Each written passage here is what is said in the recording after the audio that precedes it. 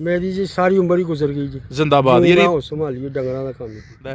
मैं जनाब है काम किया ते इस काम नूं मैं सारे नूं जानना, मैं सारे काम नूं जानना। मैं नौला पै गया, मैं जा पुट्ठा है, मैं बहाने च डिग पिया, समझ आई जी। मैं आप कढ़ लैना सारा। बंदा एक दिन मेरे को आया सी इत्थों दा रसूलपुर दा, उन्हें कहा यार मेरे को 4 मझां ने पट्ठे पा के कोल बह रहे मूँह नहीं लांदी।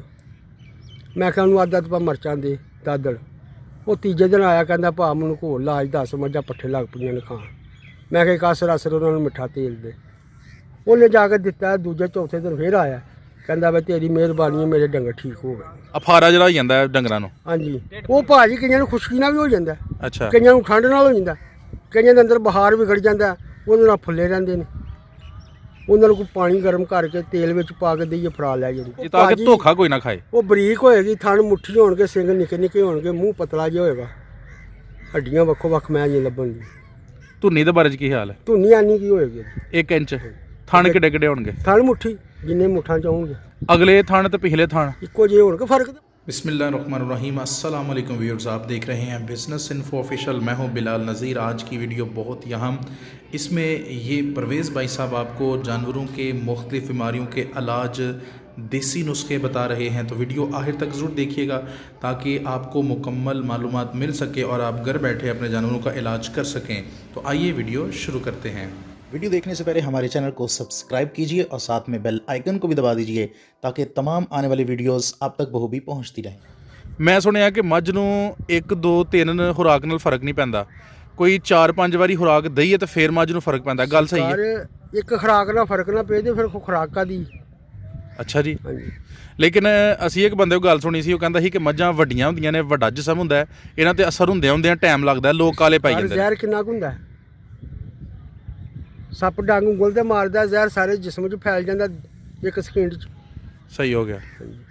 ਤੇ ਤੁਹਾਡੀ ਨਜ਼ਰ 'ਚ ਗੱਲ ਦਰੁਸਤ ਹੈ ਜਾਂ ਬਿਲਕੁਲ ਦਰੁਸਤ? ਇਹ ਟਾਈਮ ਲੱਗਦਾ ਨੂੰ ਠੀਕ ਹੁੰਦੇ ਆ? ਟਾਈਮ ਤੇ ਲੱਗੇਗਾ ਪਰ ਅਸਰ ਹੋਏਗਾ। ਅੱਛਾ, ਠੀਕ ਹੋ ਗਿਆ। ਹੁਣ ਇਹ ਦੱਸੋ ਕਿ ਅਗਰ ਮੱਝ ਦਾ ਥਣ ਖਰਾਬ ਹੋ ਗਿਆ, ਥਣ ਕਿਉਂ ਖਰਾਬ ਹੁੰਦਾ ਤੇ ਇਲਾਜ ਕੀ ਹੈ? ਕਈਆਂ ਨੂੰ ਖੁਸ਼ਕੀ ਨਾਲ ਹੋ ਗਏ ਨੇ, ਥਣ ਫੁੱਟ ਗਏ ਨੇ, ਉਹਨਾਂ ਨੂੰ ਕੋਈ ਥਿੰਦਾ ਛਿੰਦਾ ਦਿਓ, ਥਣ ਸੈੱਟ ਹੋ ਜਾਣਗੇ। ਅੰਦਰ ਮਈਆਂ ਦੇ ਥਿੰਦਾ ਦਿਓ, ਲਿਆਦਾ ਬਿਲਕੁਲ ਠੀਕ ਹੋ ਜਾਂਦੇ ਥਣ। ਥਣ ਜਦੋਂ ਮੱਝ ਦਾ ਖਰਾਬ ਹੋ ਜਾਂਦਾ ਤੇ ਕਿਸ ਤਰ੍ਹਾਂ ਪਤਾ ਚੱਲ ਜਾਂਦਾ ਅਣਜਾਣ ਬੰਦੇ ਨੂੰ? 3 ਚੋਕ ਤੇ ਨੇ, ਇੱਕ ਚੋਇਆ ਹੀ ਨਹੀਂ ਗਿਆ, ਉਹਦੇ ਘਰ ਰੁਕਾਵਟ ਆ ਗਈ ਦੀ, ਲਿਆਦਾ ਉਹਦਾ ਕੋਈ ਇਲਾਜ ਕੀਤਾ ਜਾਏ ਤਾਂ ਬਿਹਤਰ ਹੋ ਜਾਏਗਾ। ਮੱਝ ਕੋਈ ਲੱਤ ਲੁੱਤ ਵੀ ਮਾਰਦੀ ਹੈ? ਲੱਤਾਂ ਤੇ ਮੱਝ ਜਦੋਂ ਥਣ ਨੂੰ ਦਰਦ ਹੋਣੀ ਲੱਤ ਤੇ ਮੱਝ ਨੇ ਮਾਰਨੀ।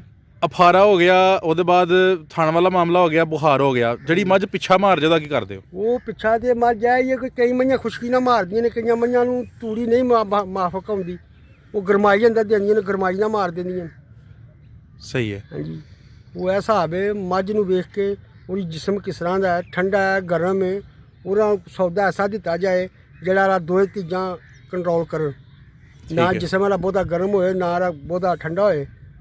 ਉਹ ਲਿਹਾਜ਼ ਨਾਲ ਮੱਝ ਨਾ ਪਿੱਛਾ ਕੱਢੇ ਦੀ। ਤੁਸੀਂ ਮੱਝਾਂ ਦਾ ਇਲਾਜ ਆਪ ਹੀ ਕਰ ਲੈਂਦੇ ਹੋ ਸਾਰਾ? ਬਿਲਕੁਲ। ਮੈਂ ਕਦੀ ਡਾਕਟਰ ਨੂੰ ਤੇ ਨਹੀਂ ਬੁਲਾਇਆ? ਨਹੀਂ, ਮੈਂ ਅੱਜ ਤੱਕ ਨਹੀਂ ਬੁਲਾਇਆ। ਤੇ ਤੁਹਾਨੂੰ ਕਿਸ ਤਰ੍ਹਾਂ ਪਤਾ ਚੱਲ ਜਾਂਦਾ ਇੱਕ ਮੱਝ ਟੁਰਦੀ ਹੋਏ, ਤੁਹਾਨੂੰ ਪਤਾ ਚੱਲ ਜਾਂਦਾ ਫਲਾਣਾ ਨੁਕਸ ਹੈ? ਸਰਕਾਰ ਮੱਝਾਂ ਸਵੇਲੇ ਖੋਲੀਆਂ ਨੇ, ਨਿਗਾਹ ਮਾਰੀ ਹੈ ਮੱਝਾਂ 'ਚ, ਜਿਹੜੀ ਮੈਂ ਢਿੱਲੀ ਮੱਠੀ ਹੈ ਸਵੇਲੇ ਪਤਾ ਲੱਗ ਗਿਆ ਮੈਂ ਸ਼ਾਮ ਤੱਕ ਢਿੱਲੀ ਰਹੇਗੀ। ਸਹੀ ਹੈ, ਠੀਕ ਹੋ ਗਿਆ। ਅੱਛਾ, ਇਸ ਤੋਂ ਇਲਾਵਾ ਕੋਈ ਖਾਸ ਬਿਮਾਰੀਆਂ ਜਿਹੜੀਆਂ ਸਰਦੀਆਂ 'ਚ ਬਹੁਤੀਆਂ ਲੱਗਦੀਆਂ ਹੁਣ, ਕਿਹੜੀ ਲੱਗਦੀ ਜੇ ਹੋਰ ਜ਼ਿਆਦਾ? ਇਹੋ ਡੰਗਰ ਨੂੰ ਬੁਖਾਰ ਨਹੀਂ ਡੰਗਰ ਦਾ ਟੁੱਟਦਾ ਅੱਛਾ ਅੱਜ ਕੱਲ, ਤੇ ਉਹਦਾ ਫਿਰ ਇਲਾਜ ਤੁਹਾਨੂੰ ਦੱਸ ਰਿਹਾ ਕਿ ਮਾਲ ਪਾਣੀ ਨਹੀਂ ਘੱਟ ਪੀਂਦਾ। ਠੀਕ ਹੈ, ਮਾਲ ਘੱਟ ਪੀਂਦਾ ਪਾਣੀ, ਉਹਦੇ ਨਾਲ ਰੋਗ ਜਿਹੜਾ ਡੰਗਰ ਨੂੰ ਬਣਿਆ ਰਹਿੰਦਾ। ਸਹੀ ਹੈ, ਰੋਕੇ। ਅੱਛਾ ਜੀ ਭਾਈਜਾਨ, ਦੁੱਧ ਅਗਰ ਡੰਗਰ ਦਾ ਘਟ ਜਾਂਦਾ ਹੈ ਕਿਸੇ ਵੀ ਵਜ੍ਹਾ ਤੋਂ, ਉਹਦਾ ਫਿਰ ਕੀ ਇਲਾਜ ਕਰਨਾ ਚਾਹੀਦਾ? ਉਹਦਾ ਜਨਾਬ ਖੁਰਾਕ ਹੀ ਮਿਲਣੀ ਉਹਨੂੰ, ਡੰਗਰ ਤੰਦਰੁਸਤ ਹੋਵੇ, ਖੁਰਾਕ ਮਿਲੇ, ਦੁੱਧ ਵਧੇਗਾ। ਅੱਛਾ, ਇੱਕ ਗੱਲ ਦੱਸਿਓ ਕਿ ਅਗਰ ਡੰਗਰ ਕੋ ਬਿਮਾਰ ਹੋ ਜਾਂਦਾ ਹੈ, ਉਹ ਦੁੱਧ ਘੱਟ ਤੋਂ ਘੱਟ ਤੇ ਜ਼ਿਆਦਾ ਦਾ ਕਿੰਨਾ ਘਟਾ ਛੱਡਦਾ? ਜਿਹੜਾ ਡੰਗਰ ਭਾਜੀ ਠੀਕ ਹੀ ਨਹੀਂ, ਉਹਨੇ ਖੁਰਾਕ ਖਾਣੀ ਨਹੀਂ, ਦੁੱਧ ਕਿੱਥੋਂ ਆਉਣਾ? ਮੈਂ ਪੁੱਛਣਾ ਚਾਹ ਰਿਹਾ ਕਿ ਇੱਕ ਡੰਗਰ ਹੈ ਨਾ, ਉਹ ਬਿਮਾਰ ਹੋ ਗਿਆ, ਉਹ 10 ਕਿਲੋ ਦੁੱਧ ਦੇ ਰਿਹਾ ਸੀ, ਤਾਂ ਕਿੰਨੇ ਤੇ ਆਈਏਗਾ? ਉਹ 5 ਕਿਲੋ ਤੇ ਆਈਏਗਾ। 5 ਕਿਲੋ ਤੇ ਆਈਏਗਾ। ਇੱਕ ਗੱਲ ਕਲੀਅਰ ਹੋ ਗਈ। ਅਗਲੀ ਗੱਲ ਇਹ ਦੱਸੋ ਕਿ ਉਹਦਾ ਦੁਬਾਰਾ 10 ਕਿਲੋ ਤੇ ਕਿਸ ਨੂੰ ਲੈ ਕੇ ਜਾਈਏ? ਉਹ ਖੁਰਾਕ ਖਾਏਗਾ ਫਿਰ ਉੱਥੇ ਜਾਏਗਾ, ਤੰਦਰੁਸਤ ਹੋਏ ਤੇ ਖੁਰਾਕ ਆਏ ਤੇ ਵਾਪਸ ਤੇ ਆਈਏਗਾ। ਅੱਛਾ ਜੀ, ਇਹ ਤੇ ਸਾਡੇ ਹੋ ਗਿਆ ਸਾਰਾ ਮਾਲੂਮਾਤ ਬਿਮਾਰੀ ਤੇ ਤੁਸੀਂ ਮੋਟੀਆਂ ਬਿਮਾਰੀਆਂ ਦੇ ਇਲਾਜ ਦੱਸ ਦਿੱਤੇ ਨੇ। ਨਾਜ਼ਰੀਨ ਤੁਹਾਡੀ ਗੱਲਬਾਤ ਸੁਣ ਕੇ ਜ਼ਰੂਰ ਫਾਇਦਾ ਲੈਣਗੇ। ਉਹਨਾਂ ਨੇ ਆ ਕਿ ਮੱਝਾਂ ਦੀ ਪਹਿਚਾਣ ਤੇ ਮੱਝ ਜਿਹੜੀ ਚੰਗੀ ਮੱਝ ਹੈ ਉਹ ਕਿੱਥੋਂ ਲੈਣੀ ਚਾਹੀਦੀ ਹੈ, ਕਿੱਥੋਂ ਲੱਭਦੀ ਹੈ? ਭਾਜੀ ਮੱਝ ਚੰਗੀ ਹਰ ਪਾਸੇ ਹੀ, ਉਹਦੇ ਆਪਣੀ ਨਿਗਾਹ। ਅੱਛਾ, ਉਹ ਬੰਦਾ ਜਿਹੜਾ ਜਾਣਦਾ ਪਛਾਣਦਾ, ਜਿਹਨੂੰ ਪਛਾਣ ਹੈ ਮੱਝਾਂ ਦੀ, ਉਹ ਕਿਤੇ ਵੀ ਲਾਈ ਹੋਊਗਾ ਤੁਹਾਨੂੰ ਚੰਗੀ ਮੈਂ ਕੱਢ ਕੇ ਦੇ ਦੇ। ਬੜੀ ਜ਼ਬਰਦਸਤ ਤੁਸੀਂ ਗੱਲ ਦੱਸੀ ਹੈ ਕਿ ਮੱਝਾਂ ਚਵੇਂ ਪਾਸੇ ਹੀ ਚੰਗੀਆਂ ਨੇ, ਹਰ ਪਾਸੇ ਹੀ ਚੰਗੀਆਂ। ਆ ਵੇਖਣ ਵਾਲੀ ਅੱਖ ਹੋਣੀ ਚਾਹੀਦੀ ਹੈ। ਹੁਣ ਵੇਖਣ ਵਾਲੀ ਅੱਖ ਦੇ ਵਿੱਚ ਕਿਹੜੀ ਕਿਹੜੀ ਖਾਸੀਅਤ ਹੋਣੀ ਚਾਹੀਦੀ ਹੈ? ਉਹ ਸਰਕਾਰ ਮੈਂ ਤੇ ਤੁਹਾਨੂੰ ਇਹ ਪਹਿਲੇ ਮੈਂ ਦੱਸਣਾ ਮਸਲਨ ਕਿਹੜੀ ਕਿਹੜੀ ਚੀਜ਼ ਵੇਖੀਏ? ਸਿੰਘ ਵੇਖੀਏ, ਪੂਛਲ ਵੇਖੀਏ, ਥਣ ਵੇਖੀਏ, ਹੱਡੀ ਵੇਖੀਏ, ਕੀ ਵੇਖੀਏ? ਸਿੰਘਾਂ ਨੂੰ ਨਹੀਂ, ਥਣਾ ਨੂੰ ਨਹੀਂ, ਮੈਂ ਦੀ ਨਸਲ ਵੇਖਣੀ। ਨਸਲ ਕਿਹੜੀ ਚੰਗੀ ਤੇ? ਮੈਂ ਜਿਹਦੀ ਨਸਲ ਕਿਹੜੀ। ਅੱਛਾ, ਹਾਂਜੀ, ਨਸਲ ਕਿਹੜੀ ਚੰਗੀ ਤੁਹਾਡੀ ਨਜ਼ਰ? ਸਾਡੀ ਨਸਲ ਤੇ ਮੇਰੀ ਨਿਗਾਹ ਜਿਹਦੇ ਨਸਲ ਅੱਧ ਦੀ ਸਾਹੀਵਾਲ ਦੀ ਮੈਂ ਚੰਗੀ। ਮੈਂ ਉਹੀ ਪੁੱਛਣਾ ਚਾਹ ਰਿਹਾ ਕਿ ਸਾਹੀਵਾਲ ਦੀ ਮੱਝ ਦੀ ਪਹਿਚਾਣ ਕੀ ਹੈ? ਸਰਕਾਰ ਉੱਥੇ ਵੀ ਮੱਝਾਂ ਕਈਆਂ ਕਿਸਮਾਂ ਦੀਆਂ ਨੇ। ਅੱਛਾ ਜੀ, ਹਾਂ, ਮਸਲਨ ਮੈਂ ਜਾਣਾ ਹਰ ਮੰਡੀ ਜਾਣਾ ਹਰ ਫਾਲੇ, ਅੱਛਾ, ਕਈਆਂ ਨਸਲਾਂ ਦੀਆਂ ਮੱਝਾਂ ਵੇਖੀਆਂ ਨੇ ਉੱਥੇ। ਯਾਨੀ ਨੀਲੀ ਚ ਵੀ ਅੱਗੇ ਨਸਲਾਂ ਨੇ? ਹਾਂਜੀ, ਉਹ ਨਸਲਾਂ ਜ਼ਰਾ ਬਿਆਨ ਕਰਿਓ ਕਿਹੜੀਆਂ ਕਿਹੜੀਆਂ? ਬਿਆਨ ਉਹ ਨਸਲਾਂ ਇੱਧਰ ਦੀਆਂ ਜਟਕੀਆਂ, ਬਜਵਾਤ ਦੀਆਂ, ਨਾਰੋਵਾਲ ਦੀਆਂ, ਸ਼ਕਰਗੜ੍ਹ ਦੀਆਂ, ਕੱਟੀਆਂ ਪਲੀ ਦੀਆਂ ਉੱਧਰ ਤੁਰ ਗਈਆਂ। ਅੱਛਾ, ਪਾਸਾ ਇੱਥੇ ਮਾਨ ਕਰਾਉਣ ਚੁੱਕਣਾ ਜੇ ਹਾਂ ਲੀਲੀ ਚ ਲਿਆਂਦੀ, ਪਰ ਮੈਂ ਜੰਪਲ ਲੀਲੀ ਦੀ ਨਹੀਂ ਹੈ। ਬੜੀ ਜ਼ਬਰਦਸਤ ਤੁਸੀਂ ਗੱਲ ਦਸੀ ਇਹ ਗੱਲ ਅਸੀਂ ਅੱਗੇ ਵੀ ਸੁਣੀ ਸੀ ਕਿ ਇੱਥੋਂ ਮੱਝਾਂ ਲਾਈ ਜਾਂਦੇ ਨੇ, ਉੱਥੇ ਪਾਲ ਕੇ ਤੇ ਨੀਲੀ ਦੀਆਂ ਕਰਕੇ ਵੇਚ ਛੱਡਦੇ ਨੇ। ਸਰਕਾਰ ਮੈਂ ਉੱਥੋਂ ਗਿਆ ਜੂ ਦੇ ਵਿੱਚ, ਮੈਂ ਕਿਹਾ ਯਾਰ ਨਾਂ ਬੜਾ ਸੁਣਿਆ ਐਵੇਂ ਤੇ ਪੈਂਡਾ ਵੀ ਬੜਾ ਕਰਕੇ ਆਏ ਆ। ਕੱਲ 11 ਵਜੇ ਟੁਰੇ ਦੇ ਤੇ ਅਸਲ ਉੱਥੇ ਪਹੁੰਚੇ ਆ। ਠੀਕ ਹੋ ਗਿਆ। ਤੇ ਬੰਦੇ ਬੈਠੇ ਤਾਂ ਮੈਂ ਕਿਹਾ ਨਾਂ ਤੇ ਬੜਾ ਸੁਣਿਆ ਯਾਰ ਲੀਲੀ ਦਾ, ਤੇ ਲੀਲੀ ਜਾ ਕੇ ਮਈ ਦੇ ਕੋਈ ਮਰਜ਼ੀ ਦੀ ਵੇਖੀ ਨਹੀਂ। ਹਾਂ, ਉਹ ਬੁੱਢਾ ਜਿਹਾ ਬੰਦਾ ਸੀ, ਉਹਨੂੰ ਗਰਮੀ ਸਰਦੀ ਲੱਗੀ ਗੱਲ ਦੀ। ਉਹਨੇ ਕਿਹਾ ਬੱਚਾ ਜਾ ਪਿਛਲੇ ਪਾਸੇ ਮੱਝਾਂ ਵੇਖ ਜਾ ਕੇ, ਇਹਨਾਂ ਨੂੰ ਨਾ ਵੇਖ।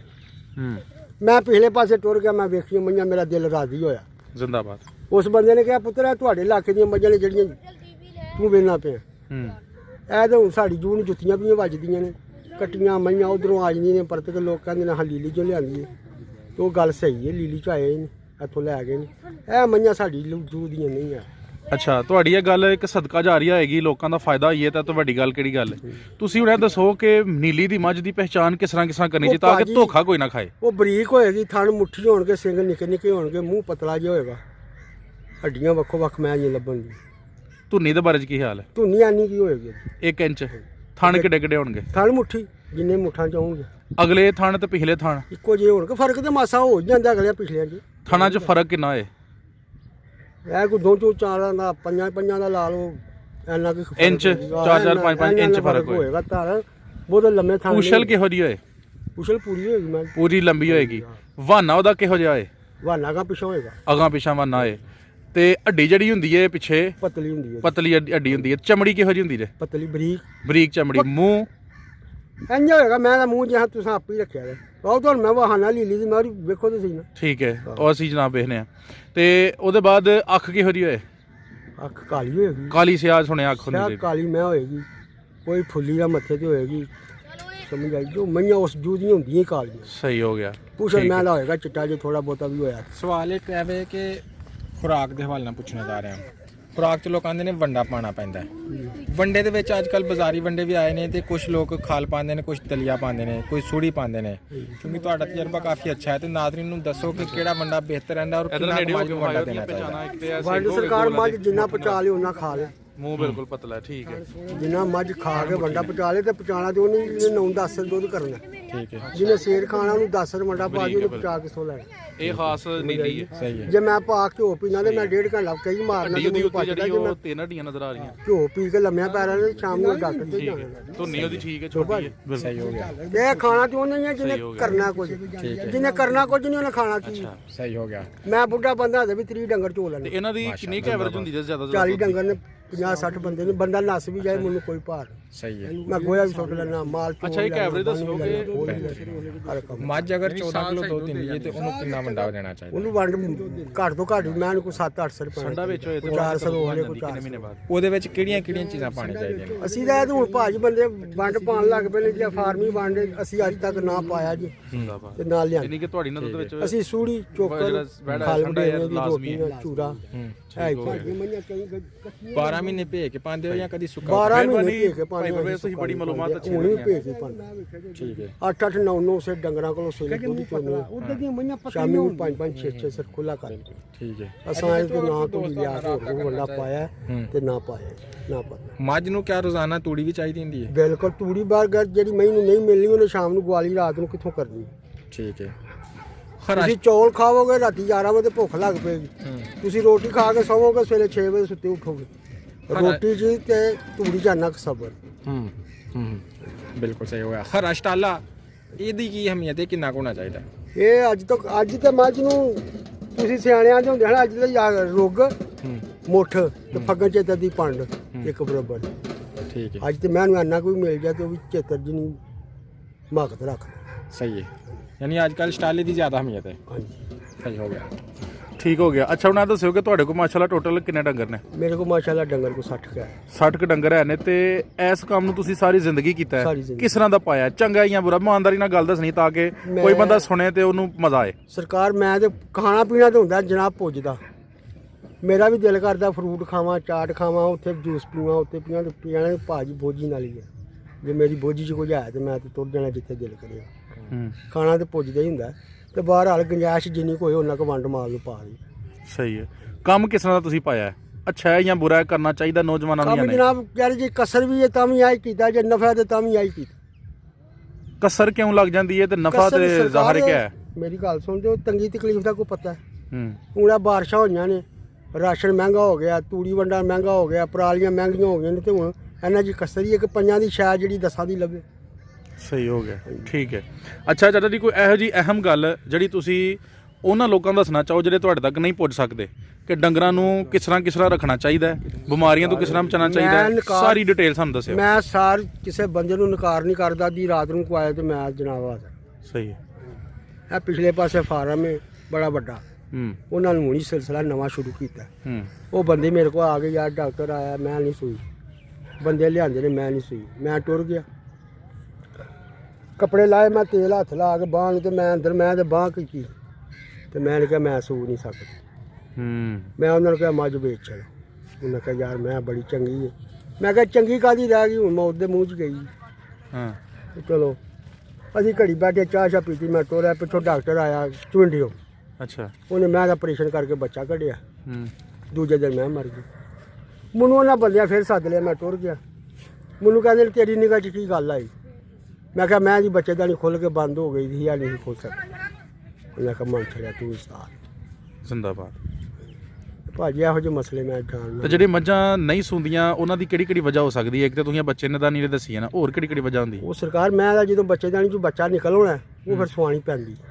ਪਿੱਛੇ ਅੜ ਵੀ ਗਿਆ, ਉਹ ਕਿਤੇ ਪਿੱਛੇ ਅੜ ਗਿਆ ਜਾਂ ਹਵਾਨੇ 'ਚ ਡਿੱਗ ਪਿਆ ਜਾਂ ਕੋਈ ਮਸਲਾ ਬਣ ਗਿਆ, ਉਹ ਸੂ ਪੈਂਦਾ। ਮੱਝ ਪਹਿਲਣ ਲੈਣੀ ਚਾਹੀਦੀ ਹੈ ਜਾਂ ਦੂਸਰੇ ਤੀਸਰੇ ਚੌਥੇ ਸੂਏ? ਸਰਕਾਰ ਮੈਂ ਤਾਂ ਪਹਿਲਾਂ 'ਚ ਫਾਇਦਾ ਹੈ। ਜਿਹੜੀ ਮੈਂ ਤੀਸਰੇ ਸੂਏ ਵੇ ਉਹ ਕੋਈ 2-4 ਸਾਲ ਉਮਰ ਗੁਜ਼ਰ ਗਈ ਦੀ ਉਹਦੀ। ਜਿਹੜੀ ਪਹਿਲਣ ਹੈ ਉਹਨੇ ਆਹ ਰੋਜ਼ ਜ਼ੋਰ ਲਾ ਕੇ ਉੱਥੇ ਜਾਣਾ, ਕੋਈ ਫਾਇਦਾ ਦੇ ਕੇ ਤੀਸਰੇ ਸੂਏ ਤੇ ਜਾਣਾ ਹੋ। ਬਿਲਕੁਲ ਸਮਝ ਜਾਈਏ, ਫਾਇਦਾ ਤੇ ਪਹਿਲਣ ਝੋਟੀ 'ਚ ਹੀ ਹੈ।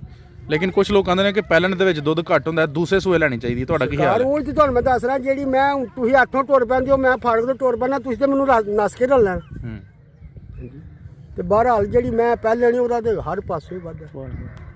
ਠੀਕ ਹੈ ਚਾਚਾ ਜੀ, ਬਹੁਤ ਮੁਫੀਦ ਤੁਸੀਂ ਸਾਨੂੰ ਗੁਫ਼ਤਗੂ ਦੱਸੀ।